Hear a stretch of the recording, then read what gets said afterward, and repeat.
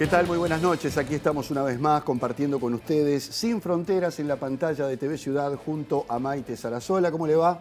Alejandro Gabart, ¿cómo anda? Muy bien, muy contento de estar nuevamente aquí con un tema importante, con dos temas muy importantes que tienen que ver, por un lado, con una situación que se plantea desde hace mucho tiempo y que es que vamos a poner la mirada en la corrupción internacional y sus distintos impactos en la región, pero también vamos a hacer foco en la situación de Haití, donde el magnicidio del presidente Jovenel Moïse hace un año, bueno, evidenció el nivel de destrucción institucional que vive ese país, además de una situación que arrastra desde el fondo de los tiempos y que parece no tener fin.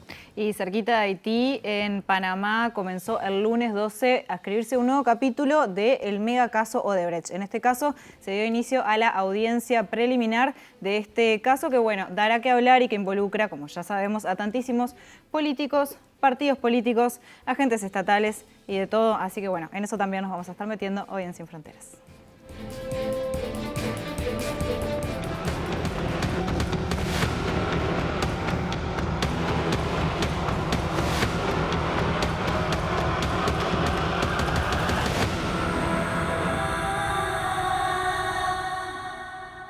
Y comencemos con lo que ha sido el caso Odebrecht en el continente, de la misma trama del lavallato usada en su momento para proscribir a Luis Ignacio Lula da Silva. Surgió este juicio que está en pleno desarrollo y tiene a 50 personas involucradas en el blanqueo de capitales a escala global. Y como comentábamos al principio, dio inicio la audiencia preliminar de este megajuicio que investiga la corrupción derivada del contrato de obra pública entre, en este caso, el Estado panameño y la constructora brasileña. Durante esta primera semana, los días se fueron con la lectura de un intento de lectura de las 900 páginas que se resumen en un expediente que supera el 1.000.000 de folios. De hecho, hasta el viernes 16 habían logrado leer unas 500 páginas y mañana se va a retomar esta tarea que obviamente va a insumir varios días más.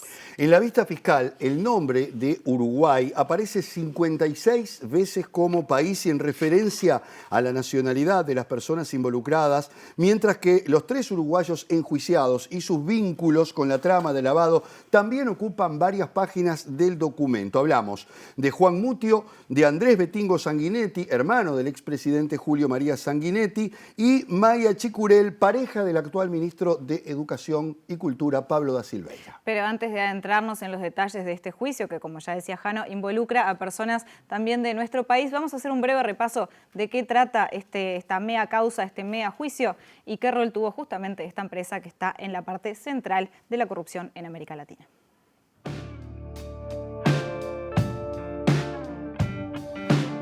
La región se vio sacudida por uno de los casos de corrupción de mayor impacto de su historia, el caso Odebrecht.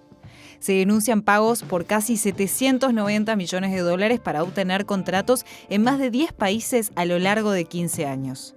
La maniobra de sobornos involucró a altos funcionarios, partidos políticos, expresidentes y también a otras corporaciones. Dicha empresa, cuya sede se encuentra en Brasil y que luego cambió su nombre a Novonor, contaba en el momento del escándalo con una plantilla de 180.000 trabajadores.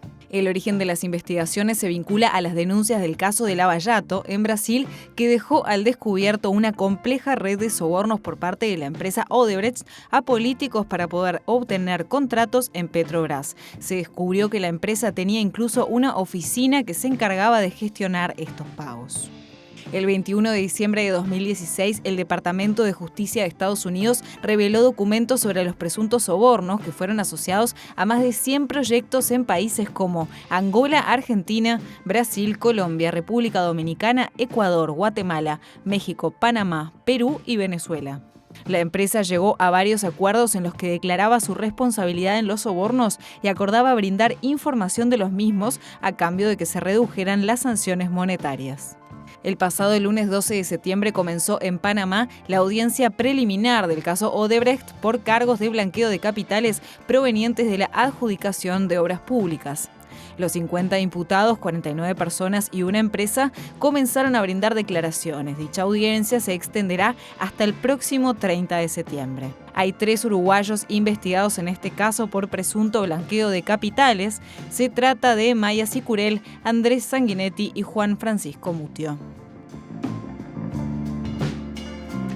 Bien, como veíamos en este resumen, el origen de todas las causas abiertas de corrupción asociadas a Odebrecht tiene como disparador el acuerdo judicial alcanzado por la constructora brasileña en Estados Unidos. Este hecho marcó en Brasil el armado de la causa, conocida como Lava Jato, que terminó con Lula da Silva en prisión en el año 2018 en medio de una campaña electoral y que se basó en acuerdos ilegales entre el FBI, el juez Sergio Moro y el fiscal Deltan Delañol. Y para meternos de lleno en este tema es que recibimos al periodista Fabián Werner, quien como parte de Sudestada, del portal Sudestada, vienen publicando desde hace ya bastante tiempo temas y artículos e investigaciones relacionadas justamente con este caso. Bienvenido, buenas noches y gracias. Muchas gracias por la invitación. Fabián, primero, como veíamos en el tape y ya como es sabido, el impacto y la magnitud que tuvo este caso es realmente impactante. Cuesta mucho pensar en cómo en ninguno de los países donde se dio este tipo de corrupción nadie se haya dado cuenta, ¿no? Cómo demoró tanto y cómo duró tanto. ¿Qué puedes destacar como rasgos generales del caso Odebrecht? Bueno, probablemente esta magnitud global que vos mencionabas recién sea lo que hizo que fuera tan difícil de detectar. Es decir, nunca había habido un caso de esta magnitud, de esta envergadura, que involucrara a tantos países, que se metiera tanto en la política, en la actividad empresarial, que mezclara tantos intereses y que a raíz del desarrollo de las investigaciones haya llegado a confirmar estos niveles de corrupción. Probablemente esa misma magnitud del caso haya sido lo que en un principio hizo difícil detectarlo, y después con el paso de los años, y la verdad también que es con la colaboración periodística que se ha dado como pocas veces se había dado antes también, la investigación transnacional que se dio para trabajar en este tema, también aportó mucho para que esto tuviera la magnitud que tiene hoy. Fabián, en varias de las notas que has publicado pones el acento en cómo, a pesar de todas las evidencias de la participación de nuestro país en todo este proceso, en este caso en particular no hay ninguna causa abierta al respecto. ¿Por qué sucede esto con nuestro país? Bueno, la verdad que es bastante difícil de explicar, porque en todos los países en los que se ha descubierto algún tipo de participación, se ha abierto un expediente que engloba a todos los acusados y que plantea varias líneas de investigación al mismo tiempo. Acá lo que ha habido es la apertura de procesos muy particulares, muy individuales, en base a pedidos de colaboración internacional, pero no ha habido la apertura de un expediente general que englobe todas las causas, todos los pedidos de colaboración y que lleve a relacionar toda la estructura que se puso al servicio de Odebrecht desde el Uruguay. Porque acá lo que hubo fue una serie de estudios jurídicos, de profesionales, tanto contadores, abogados, escribanos, y también algunos bancos, que pusieron al servicio de Odebrecht toda una estructura que en Uruguay todavía sigue siendo bastante opaca para la investigación, que fue lo que permitió y permite en alguna medida hasta el día de hoy que no haya una investigación judicial instalada, desarrollándose al nivel, por ejemplo, de la que estamos teniendo en Panamá hoy. Y Fabián, ¿eso se debe a trancas en dónde? ¿A nivel de la justicia, a nivel del gobierno de turno o dónde está? Bueno, en ¿Falta de realidad voluntad? No sé. da la impresión de que el Poder Judicial en Uruguay no ha desarrollado las capacidades suficientes para investigar esquemas de corrupción de esta profundidad y de esta magnitud. Son muy pocas, de hecho, las causas que hoy tiene Uruguay iniciadas por lavado de activos, salvo algunas que involucran a narcotráfico, que ellas sí se han desarrollado. El Poder Judicial en Uruguay no ha podido desenvolverse de la manera que lo ha hecho, por ejemplo, Perú, Panamá, Colombia, Brasil, Argentina, para investigar estas estructuras que involucran corrupción privada en primer lugar, pues estamos hablando de estudios jurídicos, por ejemplo, y de bancos, crimen organizado a nivel transfronterizo, que es otro fenómeno bastante reciente, y además que implica de algún modo un vínculo con el poder político, que es lo que está mostrando el caso Odebrecht en todos los países de la región donde se ha profundizado a nivel judicial. O sea que esa es una primera lectura que hago. Después, si hubo alguna decisión judicial, política, de interferir con esas investigaciones, eso por el momento es muy difícil de establecer. O sea, se considera que, perdón, pero hay elementos como para decir que se puede investigar a Mutio, a Sicurel y a Sanguinetti. Sí, hay elementos en primera instancia, digamos. Hay elementos suficientes, por ejemplo, en la información que ya se envió desde Brasil para pedir colaboraciones a la justicia uruguaya. Lo mismo ocurrió con información que llegó desde Perú o la información que llegó desde Panamá para pedir la extradición de la contadora Sicurel. Es decir, la justicia uruguaya hoy ya cuenta con información, además de toda la información periodística que se fue publicando en el correr de todos estos años, y no hablo solo de Sudestada, hablo de medios a nivel regional que han mencionado a Uruguay, a estudios jurídicos y a bancos uruguayos en innumerable cantidad de investigaciones periodísticas, y que a mi juicio eso es un muy buen puntapié para iniciar una investigación. Por ahí pasa más el rol de Uruguay en ese tipo de actividades. Me refiero, en otros países el caso Odebrecht tuvo determinadas incidencias políticas, empresariales. En Uruguay da la sensación de que el tema de Odebrecht pasa sobre todo por el tema del lavado, ¿no? Sí, sí. La vieja estructura que montó Uruguay en la dictadura en los años 70 para desarrollarse como lo que se llamó en aquel momento un paraíso fiscal, que permitiera la llegada de capitales sin ningún tipo de posibilidad de conocer su origen. Después pasó en los años 90 a profesionalizarse mucho más con lo que se conocía como Sociedades Anónimas Financieras de Inversión. SAFI. Exacto. Después, con la reforma tributaria que empezó a aplicarse en el 2007, eso se empezó a desmontar, pero fue recién en el 2018 cuando se aprobó la ley contra el lavado de activos y financiamiento del terrorismo que se montó una estructura mucho más potente. Hasta el 2018 esas empresas siguieron funcionando y en buena medida esa opacidad que persistió en el sistema financiero uruguayo es lo que permitió que empresas como Odebrecht aprovecharan eso, recurrieran a estudios jurídicos uruguayos y montaran estructuras de ocultamiento del dinero. Ahora, en la vista fiscal se define a los 3 uruguayos como testaferros directos de la empresa Odebrecht o de empresas subsidiarias. ¿Qué significa eso? También se le llama prestanombres en algunos países. Son personas que aceptan poner su nombre en directorios de empresas o al frente de cuentas bancarias y ofician como intermediarios entre las empresas o personas que depositan dinero en esas cuentas y las que finalmente los van a recibir. En general son estructuras mucho más complejas que eso porque, por ejemplo, en el caso de Odebrecht aparecieron empresas en Uruguay y en Panamá, pero también hay empresas en Luxemburgo, en Singapur, en Suiza, con bancos a los que es muy difícil llegar y es muy trabajoso encontrar una manera de que haya colaboración entre las justicias, porque en general esos pedidos se realizan a través de cancillerías, con la burocracia que eso implica.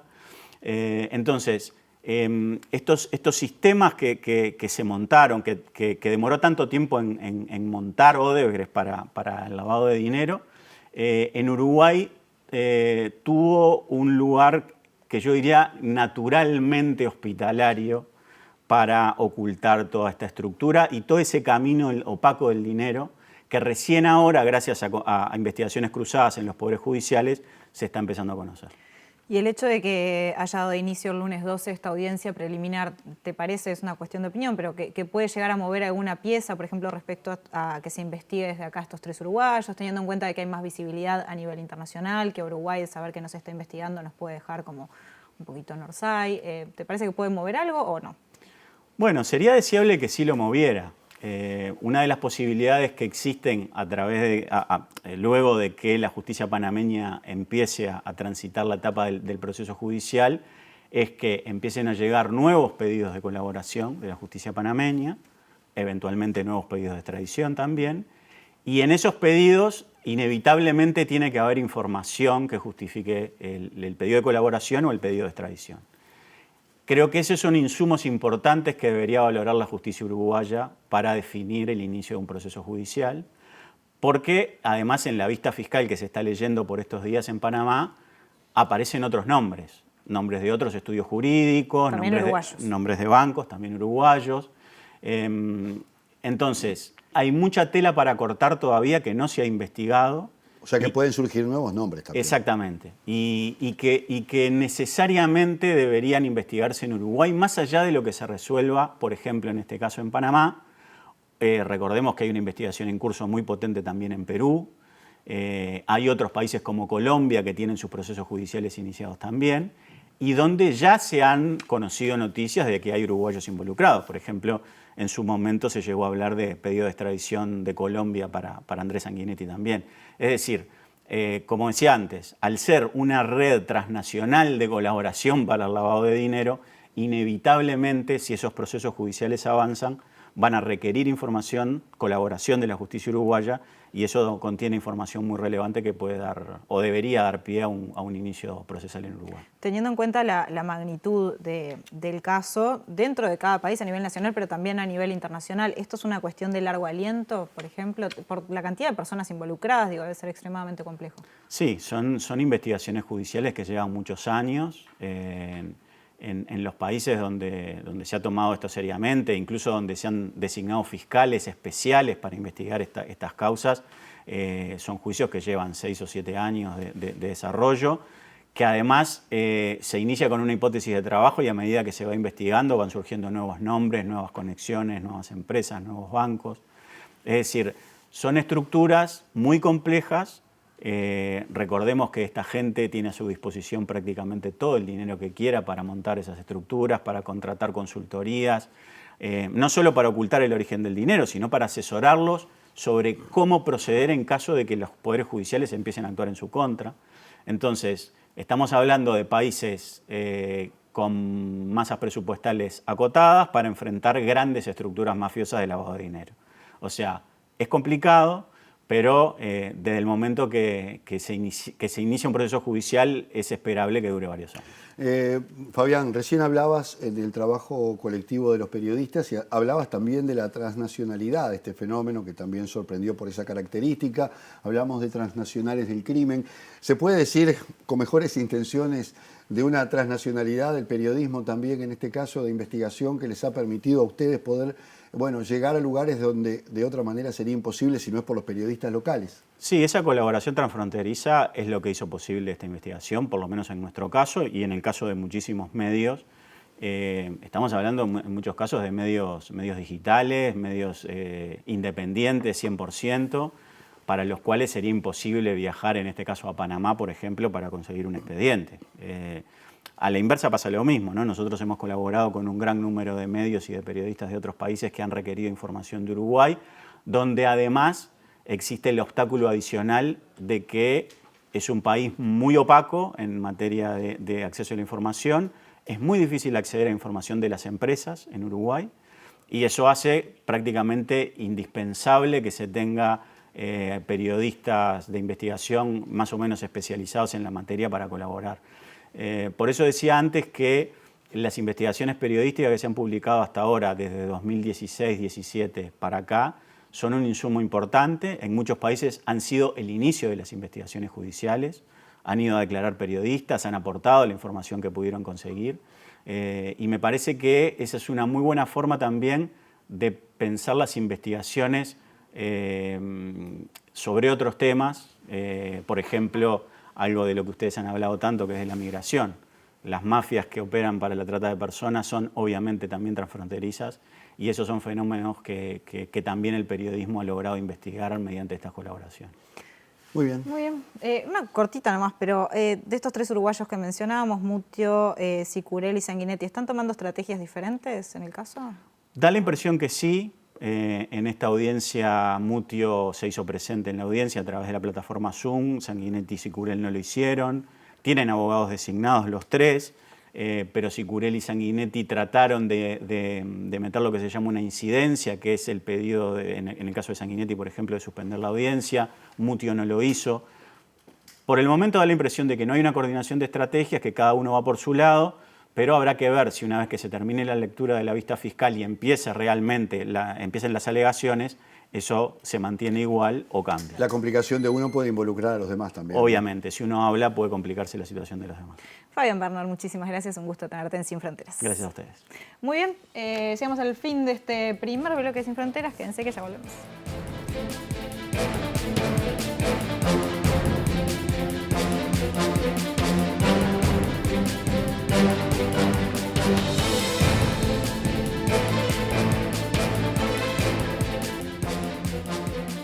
Bien, y nos metemos con el segundo tema del día de hoy de Sin Fronteras. Vamos a estar hablando sobre la compleja situación que vive Haití y para eso recibimos a Iván González, profesor de Ciencias Sociales y también coordinador político de la Confederación Sindical de Trabajadores de las Américas. Bienvenido, Iván, muchísimas gracias por estar hoy. No, muchísimas gracias a ustedes por la oportunidad. Iván, antes de meternos en el tema Haití, aprovechando el rol que tú ocupás, ¿nos puedes traer algunos titulares de cuál es el estado de situación a nivel de trabajadores y trabajadoras en América Latina? Bueno, sí, digamos que en este momento de la llamada pospandemia, la región se caracteriza en términos generales por ser la que menos respuesta y recuperación a la crisis ha tenido en materia de empleo, y ya siendo una región que es la de peor distribución en el mundo, esta situación además crea un adicional a los problemas que hay en general en todos los países de América Latina, una lentísima tasa de recuperación del empleo, una situación de precariedad que ya existía y de profundización de la informalidad en la mayoría de los países, y las respuestas, digamos, que se han dado a la crisis posterior, digamos, a la última crisis, que es la de la pandemia, porque nosotros hablamos de las múltiples crisis, no han llegado en la mayoría de los países a estar en el punto anterior de la prepandemia.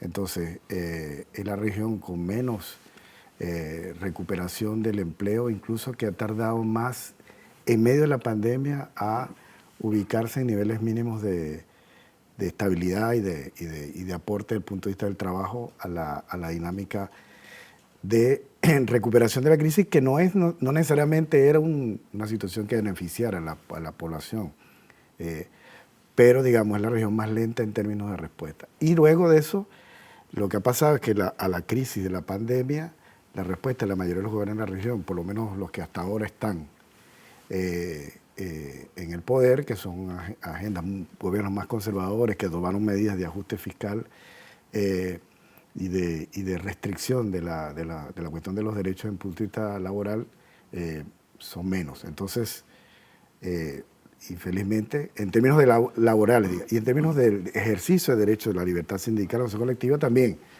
América Latina sigue siendo también la región donde más dificultades hay para el ejercicio de la libertad sindical, la negociación colectiva, y tiene, según el índice de derechos humanos de la CCI y la Confederación Sindical Internacional, tienen por lo menos tres de los 6, 7 países donde más se violan las libertades sindicales en el mundo.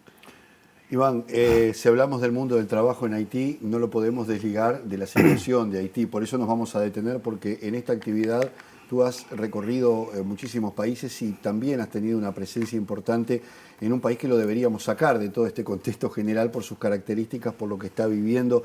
Bueno, ¿cómo se ve o cómo no se ve desde el resto de América Latina la situación de Haití? ¿Por qué crees que está sucediendo esta especie de invisibilidad también en esta materia? Sí, ya hablamos de la situación de la región. Haití continúa siendo el país más pobre del hemisferio occidental.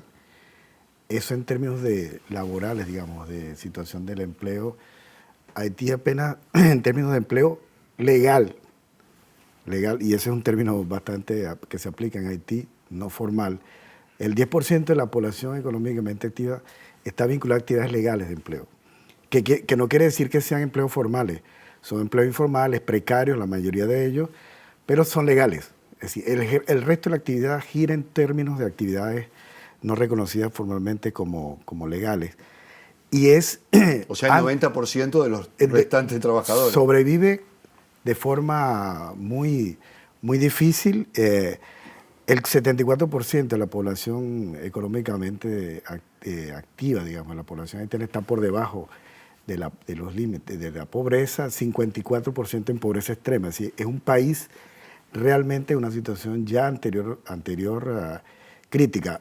A eso le agregamos que la mayoría de las políticas que se han implementado, producto de todas las situaciones que se han presentado, los terremotos, las situaciones de pandemia, la epidemia de cólera, y todos los problemas que ha habido en los últimos 20 años, realmente no han servido sino para profundizar una situación de deterioro general de la sociedad haitiana. Entonces, dentro de los países que hablamos de los demás críticos en la región, nosotros ubicamos Haití como uno de los países de interés del sindicalismo internacional en los países críticos y llamamos graves, permanentemente desde hace por lo menos 25 años. Es decir, siempre ha estado Haití como una preocupación del sindicalismo internacional. Y en la región, y no un problema solamente del movimiento sindical, sino en realidad de la atención de la sociedad en general, los países, la llamada comunidad internacional, país que menos atención se da, a menos que sea para reportar la tragedia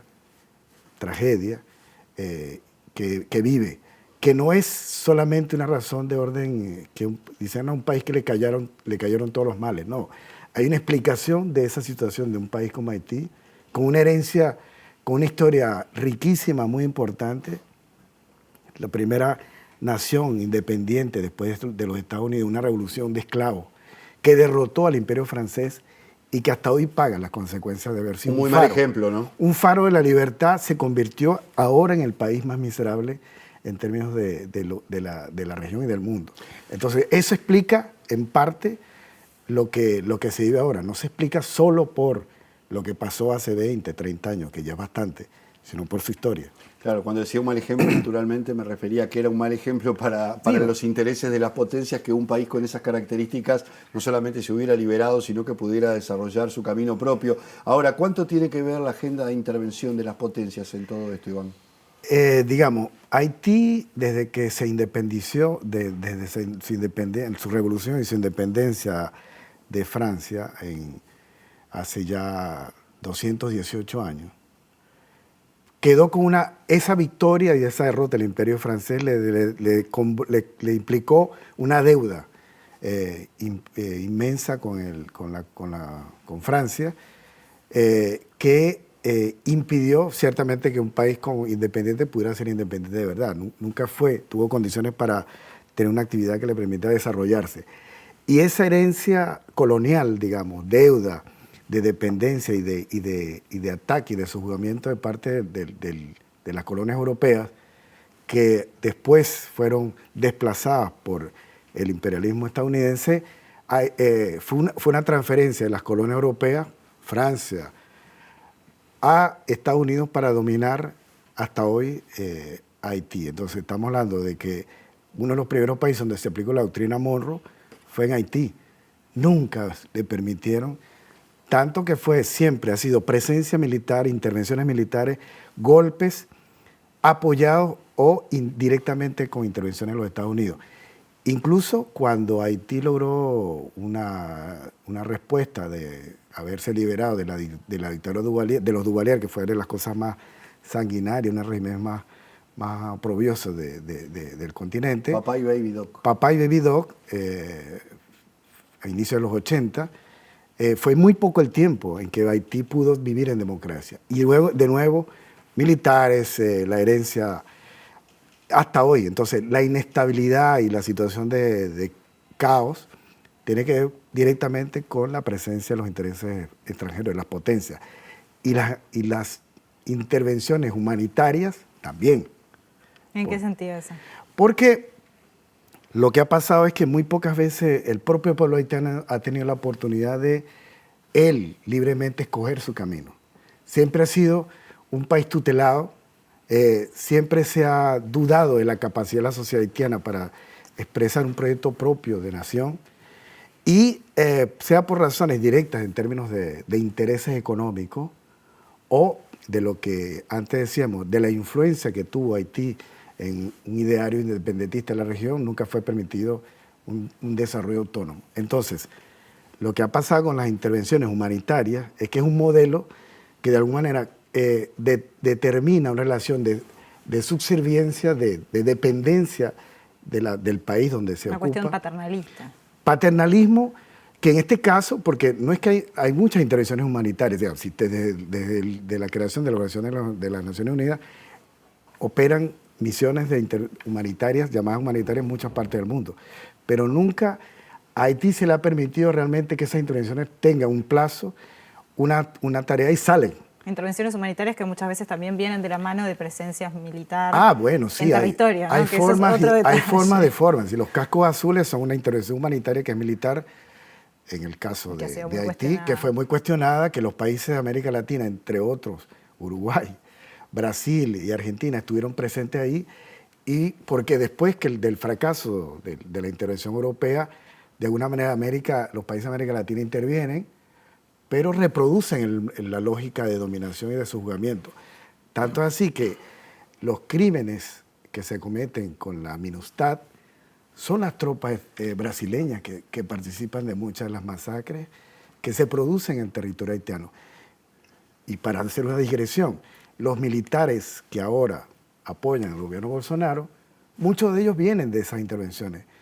El general Eneno, por ejemplo, que es una figura política importante, y otros tuvieron su graduación, digamos, como actores de la represión en Haití. Y hasta hoy esos crímenes son impunes. Y además la transmisión del cólera, producto de la misión de las misiones de los Cacos Azules y un montón de otros crímenes que se mantienen en la impunidad. Entonces, lo que ha pasado es que las respuestas que supuestamente son para solventar un problema se convirtieron en permanentes, neutralizaron la posibilidad de un proyecto alternativo de la sociedad haitiana y siempre mantuvieron esa relación paternal, porque además no le interesa que sea ese país realmente autónomo e independiente. ¿Y por qué no les interesa? Porque es un país que sistemáticamente ha interesado tanto que no se desarrolle y que se mantenga en ese lugar de vulnerabilidad donde no puede tomar control sobre sí mismo. Sí, si tú dijeras por razones, o sea, ¿qué explica que Haití, que no tiene grandes riquezas en términos de lo que puedan ser recursos naturales, bienes que sean de interés para la explotación, ¿por qué se mantiene eso? Hay una razón histórica, lo que fue Haití, lo que representa Haití para la región, simbólica, en el Caribe y en América Latina, simbólica, de un país que se libró de una dominación esclavista, pero además la ubicación que tiene en términos de la región, geopolíticamente hablando. Sí, comparte la isla Hispaniola separada por República Dominicana y Haití, pero ambos países tienen un papel importante para el dominio de la región, desde el punto de vista geopolítico y militar, claramente. Es una zona donde de tránsito de importantes rutas de comercio internacional y también un país que está muy cerca para facilitar cualquier movilización en términos militares. Entonces, nos interesa también. Y está muy cerca de otros países como Cuba, por ejemplo. O ahora, más recientemente, en los últimos 20 años, de relación con Venezuela. Entonces, digamos, costaría mucho, no en términos del valor, a pesar de que hay más de 10 millones de habitantes de un país densamente poblado y arrasado, todavía tiene formas de extracción de riqueza, porque hay minerales, hay fuentes de recursos ahí, y hay una población que está siendo explotada, porque esa es la otra cosa. Haití se convirtió en una especie de maquila donde operan empresas transnacionales que vienen a ayudar al desarrollo, pero realmente están sacando la sangre de los trabajadores y trabajadoras haitianas. Entonces, digamos, tiene varios intereses que explican por qué, entre otras cosas, no se permite. Y después por los propios errores, porque recientemente el secretario general de la OEA, el señor Luis Almagro, reconoce en un informe del 8 de agosto el fracaso de 20 años de presencia de la llamada cooperación internacional y de esas presencias de las misiones con todos los nombres de estabilización, la MINUSTAH, todas ellas fracasaron. Y fracasaron, entre otras cosas, porque nunca han escuchado ni le han dado el protagonismo a la sociedad haitiana. La clave estaría ahí entonces. La clave de los movimientos sociales y de los partidos que realmente tienen interés en que Haití sea un país con un destino digno, que los hay, que hay una sociedad civil muy viva, una sociedad civil que tiene propuestas, que antes de la pandemia, por cierto, se movilizó en unidad, incluyendo las organizaciones sindicales, y presentaron unas propuestas. A esa sociedad no se les permite ser escuchada. No se les permite tener acceso a los espacios de poder, de decisión política. Los presidentes últimos, todos ellos, han sido cuestionados y han sido colocados. Y los mecanismos a través de los cuales la intervención se da es porque la OEA y las Naciones Unidas, la Organización de Naciones Unidas y los países llamados del Core Group, que son varios países europeos y uno, Brasil y la OEA, ese grupo, han impedido efectivamente que haya una salida soberana y han interferido en las elecciones y han puesto los presidentes que les sirven a ellos. Y así caen también, ¿no? Porque Y no claro, tienen legitimidad. Claro, entonces ahora tú ves que una sociedad realmente rica, diversa, con propuestas en las que no tiene acceso, y se coloca país, ahora la situación interna se localiza más en la idea de la salida de la securitización, como se llama. Hay un problema de bandas criminales que tienen el control del territorio. Ahora, esas bandas criminales operan con la lógica del poder, de los poderes fácticos nacionales, pero también internacionales. Son receptores de armamento. ¿De dónde viene el armamento? La mayoría viene de Estados Unidos. Son armados con tecnología capaz de al nivel de cualquier ejército o cuerpo policial. ¿De dónde sale eso? Hay intereses que permiten explicar esto. Entonces, si no, no podrían acceder a todo eso. No podrían acceder si no tuvieran una complicidad. Bueno, el asesinato de Moïse y todo eso explica cuáles son las lógicas que están. La corrupción, los intereses de grandes empresas, sectores conectados con el capital transnacional, hacen que esto sea así.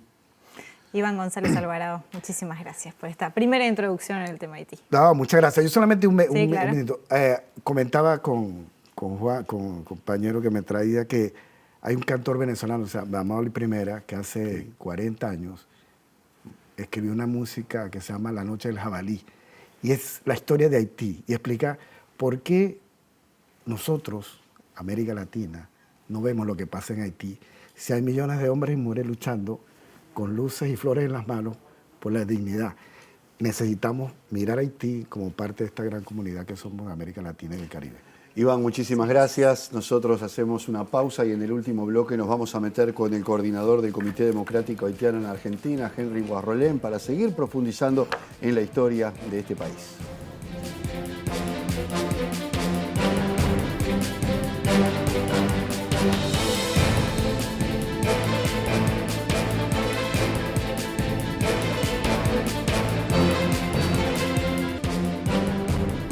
Adelantábamos al comienzo del programa que le íbamos a estar dedicando un capítulo a la situación de Haití, situación a la que siempre referimos, tanto en el programa como a través de las noticias internacionales, porque lamentablemente cada vez que llegan son muy malas las noticias, y esto no es nuevo. Desde hace mucho tiempo Haití es uno de los países, es el país más pobre de América, pero eso sería solamente una cuantificación, si se quiere, hasta económica. Vive entre turbulencias políticas, sociales, a la que se agregan enormes tragedias de desastres naturales que se han dado en los últimos años. Hay un capítulo aparte que podemos agregar a partir de la muerte de su primer ministro, Jovenel Moïse, y también todo el proceso que ha venido a partir de la asunción de Ariel Henry como primer ministro, el enfrentamiento entre bandas, en una situación que, lejos de irse solucionando, parece que cada vez se agravara mucho más. Estamos con Henry Boisrolén, que es coordinador del Comité Democrático Haitiano en Argentina, que hace mucho tiempo está en nuestra región tratando de explicarnos de esta situación para poder entender, aunque nos cuesta muchísimo, y nos acompaña en el día de hoy. Bienvenido, Henry, un gusto tenerte aquí. Buenas tardes a ustedes y muchísimo gusto. El placer es mío, es un honor estar acá también, y ojalá que nosotros podamos tener una conversación que al final de todo eso pueda aparecer un poquito de luz en cuanto a las causas fundamentales de la crisis nuestra. Henry, yo sé que sería muy largo y muy extenso, pero para ponerle un poquito de contexto a todo esto, hagamos una especie de mirada histórica, aunque sea en forma breve, sobre esta descomposición que es a todos los niveles. Porque, por ejemplo, por citar algo elemental, cuando hablamos de desastres naturales, muchas veces Haití paga un precio altísimo por la situación propia en la que está. Un desastre que en otro lugar podría provocar determinados efectos, en Haití siempre son más graves. ¿Cómo llega Haití a todo esto?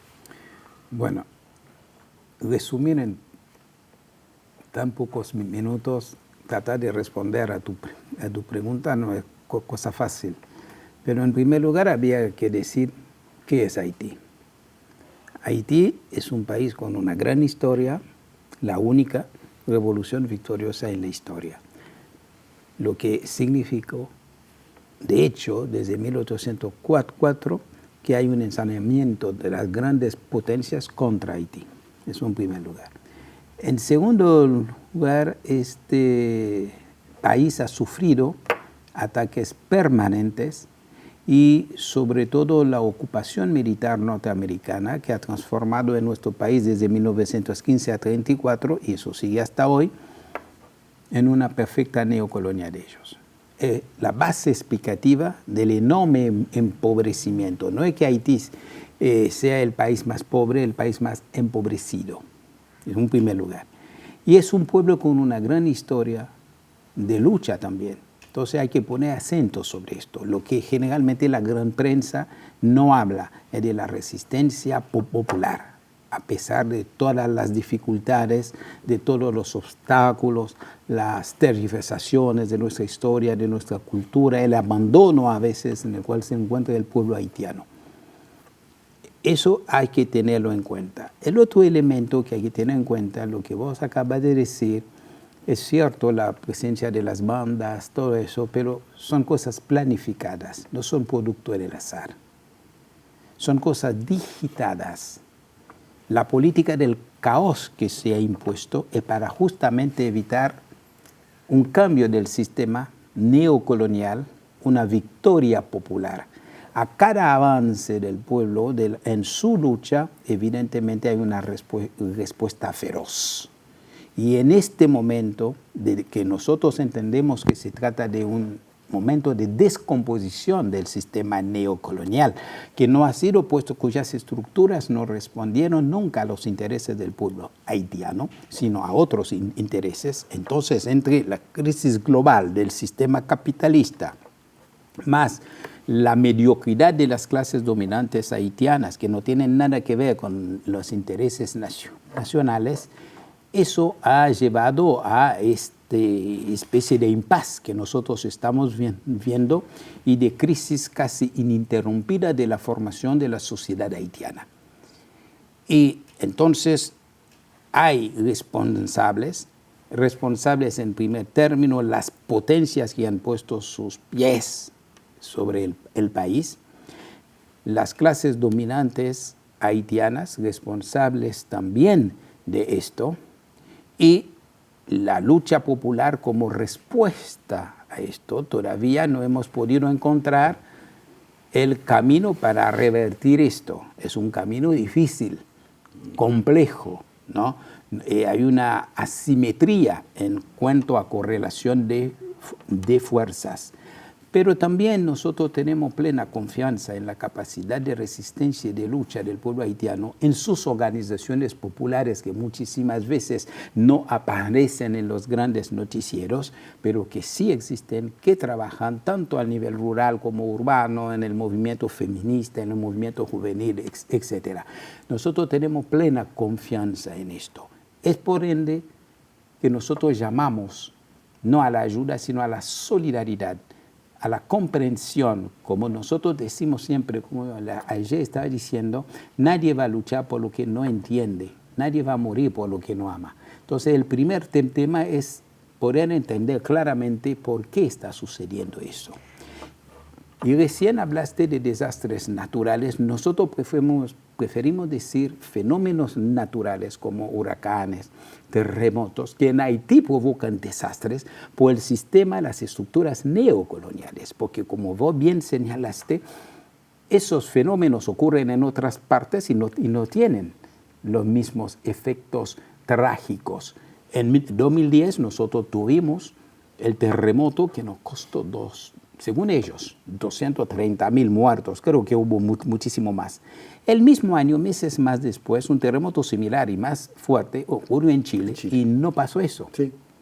El mismo huracán que azotó a Haití, a veces azota a Cuba, que azota a Haití, azota a Cuba, y no tiene las mismas respuestas, porque hay otro sistema, hay otra respuesta.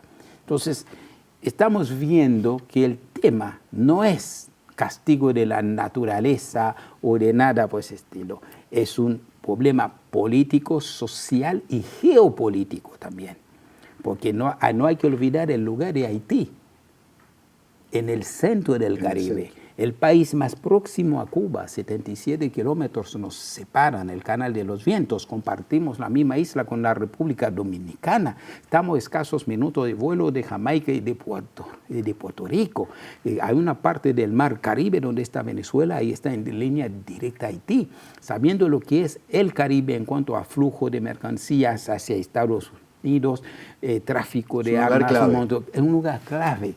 Entonces, y más, otra cosa que no se dice son las riquezas naturales del país. En ese sentido te quería consultar, porque tú hablabas del ensañamiento de las potencias con Haití, ponías el ejemplo, por ejemplo, de la presencia de militares estadounidenses en territorio haitiano, pero obviamente hay otras manifestaciones también, por ejemplo, el extractivismo.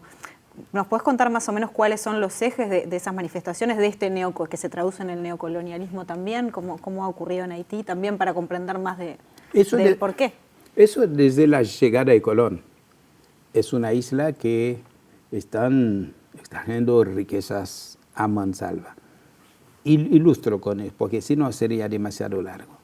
En diciembre de 1914, un comando militar norteamericano entró en el Banco Central de nuestro país y sacó nuestra reserva de oro. Ustedes saben muy bien que en aquella época, hasta la crisis del 75, para poder producir, emitir moneda, un país necesitaba tener cierta reserva de oro. Ellos, la explicación que dieron era para proteger a nuestra reserva de oro porque había muchos líos y que no iban a devolver. Hasta ahora no lo han devuelto. Yo siempre algún chiste, si lo han devuelto, y ahora que nosotros no sabemos cuándo, 1914. En 1915 ocupan Haití. Y Haití, en la División Internacional del Trabajo, tiene un rol. ¿Qué rol? Productor de mano de obra súper barata. Entonces, no pusieron en Haití las grandes industrias azucareras, etcétera, tal como pusieron en República Dominicana, en Cuba, sino trabajadores haitianos que iban a trabajar como semiesclavos, semiesclavizados ahí. Esta situación hace que aparece unas élites económicas con intereses ligados fundamentalmente al que comandaba Haití, ¿no? Francia en su momento y Estados Unidos después. Entonces, las riquezas del país no tuvieron control. Hoy por hoy, en el norte del país, están haciendo oro y la empresa que está haciendo eso es la empresa dirigida o presidida por el hermano de Hillary Clinton. El propio Clinton tiene bienes en Haití. Hace un mes estuvo en Haití comprando tierras en el centro del país.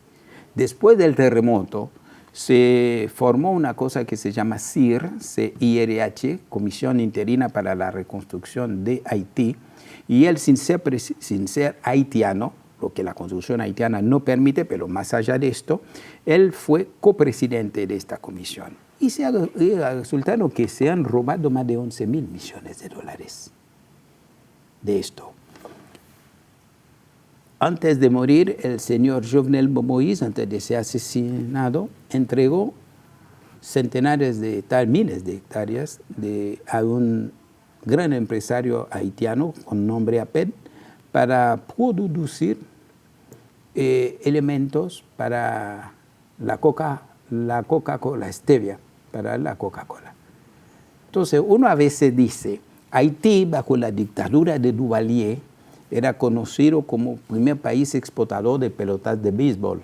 Los haitianos no jugamos al béisbol como en Cuba, República Dominicana, Puerto Rico, etc. Jugamos más al fútbol. Somos malos, no somos como Nacional o Yarol. Bueno. Un chiste, pero no, estoy hablando en serio ahora. Es decir, en Haití no se juega al béisbol. ¿Qué pasó? Para fabricar estas pelotas de béisbol, en Estados Unidos en aquel momento se tenía que pagar $5 la hora a la trabajadora o al trabajador. Entonces la empresa norteamericana más famosa de esto dijo, no, vamos a hacerlo en Haití porque no es un trabajo que no necesita realmente de una mano de obra súper calificada. Y para las 12 horas que trabajaban las trabajadoras haitianas, pagaban $5 las 12 horas. ¿Cómo capitalizar? Para sacar mayor plusvalía, para aumentar la tasa de ganancia, ¿dónde lo iba a poner? Allá, obvio. Entonces, hay una serie de cosas. Por ejemplo, cuando ocupan el país, la caña de azúcar, la única gran empresa que explotaba eso se llamaba Haitian American Sugar Company. Que yo sepa, nosotros hablamos creol y francés. Sugar Company me parece que es de otro idioma, ¿no? Nosotros teníamos bauxita en el centro sur del país, algunos kilómetros de Puerto Príncipe, en la zona de Migaguán, Chihuahua, etc. Y la compañía que explotaba eso se llamaba Cedren. Y después de terminar, se fueron. Después, cuando las industrias norteamericanas textiles empezaron a desarrollarse, incluso necesitaban mano de obra barata, instalaron en Puerto Príncipe una serie de fábricas, de hangares grandes, donde la gente trabajaba por salario de hambre, produciendo, qué sé yo, calzoncillos, hachas, cosas para la industria y el comercio en los Estados Unidos, ¿no? Y había empresarios haitianos encargados de eso, son vasallos de esto. Entonces, hay intereses económicos bien concretos, fuera de lo geopolítico, fuera de la cosa histórica que hemos hablado, de castigar a la primera revolución independiente, anticolonialista, antirracista, ¿no? Que se había atrevido, ¿no? de derrotar al ejército francés, el mejor ejército de aquel momento. Entonces Haití tiene que servir de ejemplo para demostrar al mundo negro en general, mira, esos negros se liberaron, mira cómo están viviendo, el país más pobre, etc. Entonces es multifacético. Perdón, Henry, hay mucho de racismo muchas veces en el análisis que se hace precisamente de la situación de Haití.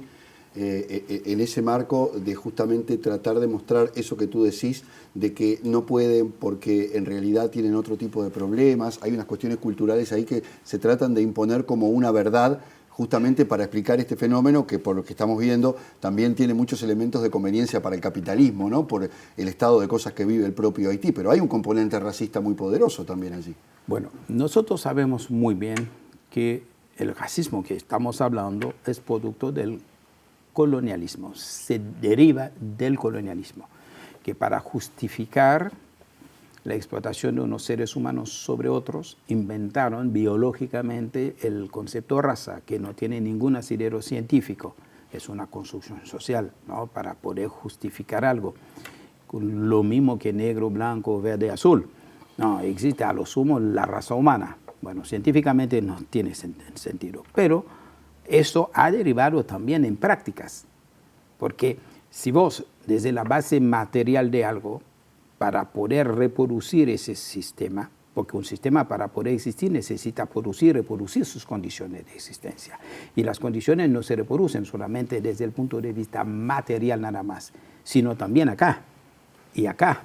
Entonces, al desarrollarse una serie de ideas, de superioridad de un grupo sobre otro, entonces es fundamentalmente a una inferiorización que se traduce en una asimetría de poder, no solamente económico, sino en capital cultural, en capital social, como diría Bourdieu. Entonces, ¿qué pasa con nosotros? La revolución haitiana de 1804, triunfante, es un cuestionamiento a ese sistema, a la modernidad. Es decir, es una revolución anticolonial, antiesclavista, pero al mismo tiempo antirracista. Y por eso yo siempre tomo el ejemplo de la Constitución nuestra de 1805, promulgada por Dessalines, en el artículo 14 bis, que Dessalines entendió muy bien el rol del concepto de color de la piel que estaba diciendo, donde él planteó que cualquier ser humano que quiera vivir, que quiera habitar el suelo haitiano, cualquiera sea el color de su piel, será conocido bajo la denominación de negros. Lo que significa que él entendió claramente que el negro era una concepción colonial y tendría que ser el sepultero del concepto colonial llamado blanco. Entonces, el tema, y nosotros vivimos el racismo no ha terminado. Vimos lo que pasó con George Floyd todos los días en Estados Unidos, aquí en Uruguay, en Argentina, en Brasil. Es decir, es consustancial al sistema capitalista. Desde que hay explotación de seres humanos, se derivan a una serie de cosas que realmente no tienen que ver con la igualdad, con el respeto, la dignidad a los seres humanos. Por eso yo creo que nosotros tenemos que hacer un gran esfuerzo, sinceramente, por poder entender que no podemos hacer reduccionismo de los fenómenos sociales, políticos e históricos. La parte cultural es importante. No es solamente entender lo que está pasando en el plano económico, sino acá y acá, donde hay repercusiones. Los esclavizados, para poder romper las cadenas que tenían en las manos y en los pies, forzosamente tuvieron que romper las cadenas que habían puesto acá y acá. Entonces es complejo, es difícil, eso lleva tiempo. No es un camino fácil. Nosotros somos conscientes de esto. En un mundo dominado por tantos prejuicios, donde la explotación cada vez es más cruel para poder conservar el dominio, no hacen marcha atrás frente a nada, ¿no? Henry Warholén, seguramente que nos quedaron muchas cosas por conversar. Yo tengo una preguntita muy cortita. Pero creo que es una síntesis lo que ha explicado que nos hace entender bastante. Totalmente, ¿no? Espero que no me mate producción, pero teniendo en cuenta de que hay justamente una narrativa que se impone y por ende contenido, si quisiéramos, por ejemplo, hay alguien que quiere leer alguna cosa más sobre Haití, ¿dónde se puede leer? ¿O algún autor o autora? Recomendaciones. Bueno, no soy ningún experto de nada. Yo soy ¿Pero por dónde arrancaríamos? Exactamente. En castellano hay varias obras sobre Haití y sobre todo, para mí, muy interesantes escritas por haitianos, pero están en creol o en francés. Claro. Pero en castellano, por ejemplo, sobre la historia nuestra, hay un libro muy interesante. Si bien es viejo, un libro de 1937 que se llama Los Jacobinos Negros. El autor es Cyril Lionel Robert James. Que fue primer ministro de Trinidad y Tobago, ¿no? Después hay un trabajo que se llama Oscuridad y las luces, capitalismo, cultura y revolución, que es la tesis doctoral de un profesor argentino, Eduardo Gruner, sobre Haití. Y después hay un libro en castellano, yo estoy hablando de lo que está en castellano, que están al acceso en el Cono Sur, ¿no? Está el libro de Grau, de Isabel Grau, que es sobre la Revolución Negra. Es bastante interesante, da datos. Por supuesto, no es la perspectiva nuestra, porque la perspectiva nuestra es una perspectiva más basada en el pensamiento decolonial. Porque para nosotros, para poder aprender con H al medio toda la complejidad de la revolución haitiana, no podemos basarnos únicamente en las categorías de la modernidad, sino también en otros saberes. Como suele decir de Sousa Santos, la explicación del mundo es más amplia que la explicación occidental del mundo. Y la revolución haitiana es un ejemplo perfecto y encaja en esto. Nos quedan varias cosas para la vuelta, Henry. Muchísimas gracias a ustedes y saludo a la audiencia, ¿no? Gracias. Muchísimas gracias. Nos vamos. Bueno, nos vamos. Como siempre, muchas gracias por estar. Nos volvemos a encontrar el próximo domingo a las 20 horas aquí por TV Ciudad.